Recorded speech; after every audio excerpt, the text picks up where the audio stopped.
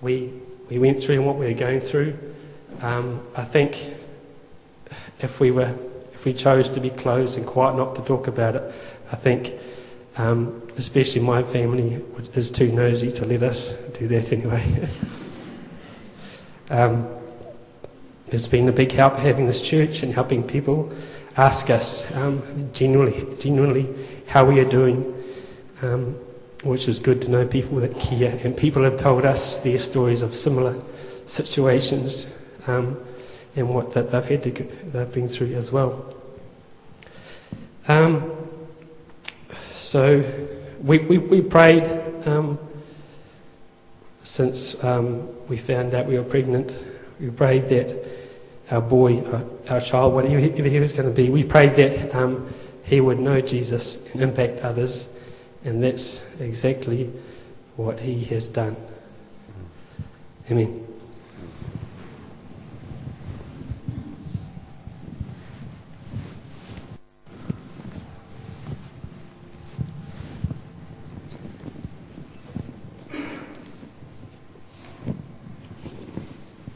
How do we deal with these situations of despair in our lives? Well, firstly, we need to recognise and admit that we need help. And it's often harder for men to seek help. Not always, but sometimes with women it's difficult where there are areas of abuse, where a sense of shame becomes a factor.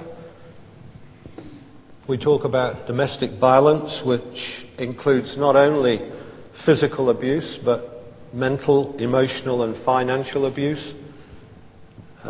Just as common, many of you know that I'm involved with IOSIS, which is the social services arm of the Baptist Church. And Celia, nice to see you here, Celia. Celia works for IOSIS.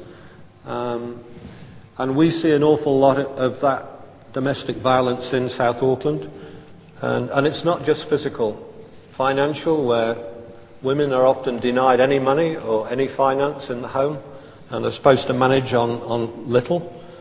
Verbal abuse, where people are put down all the time, is a major factor too, which often doesn't get highlighted.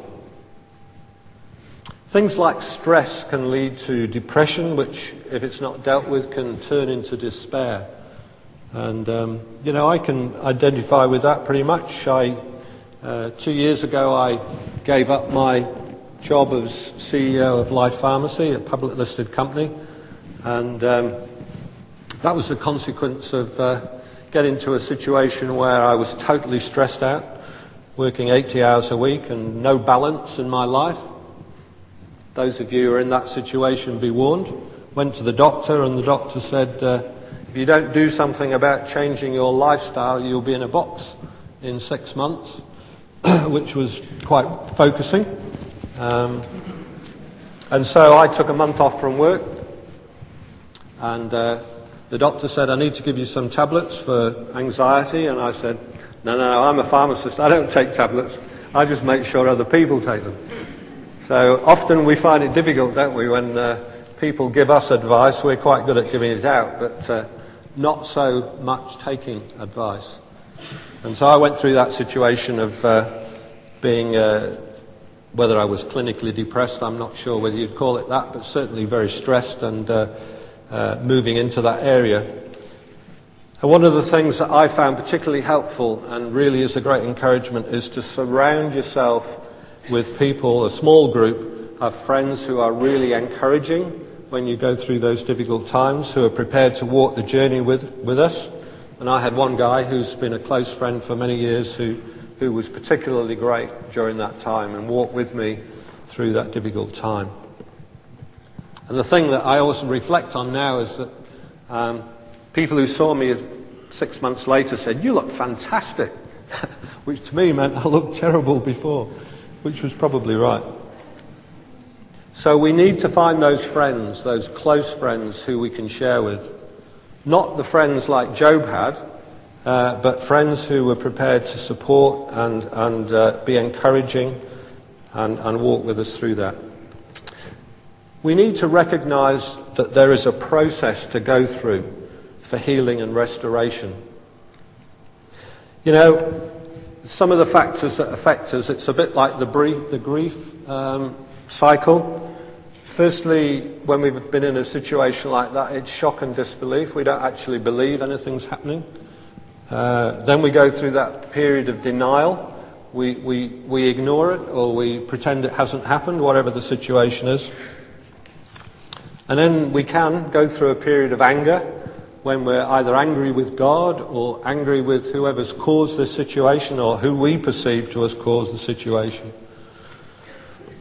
And then we can go through a guilt phase where we blame ourselves. If we'd done something differently, would this have happened?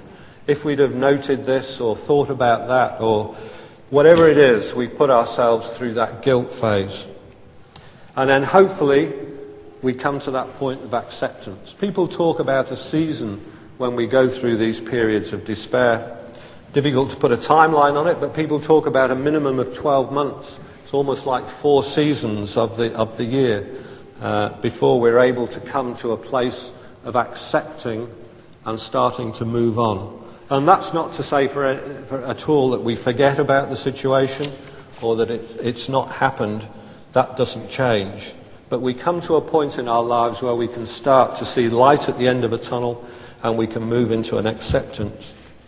And journeying through this process can be very hard.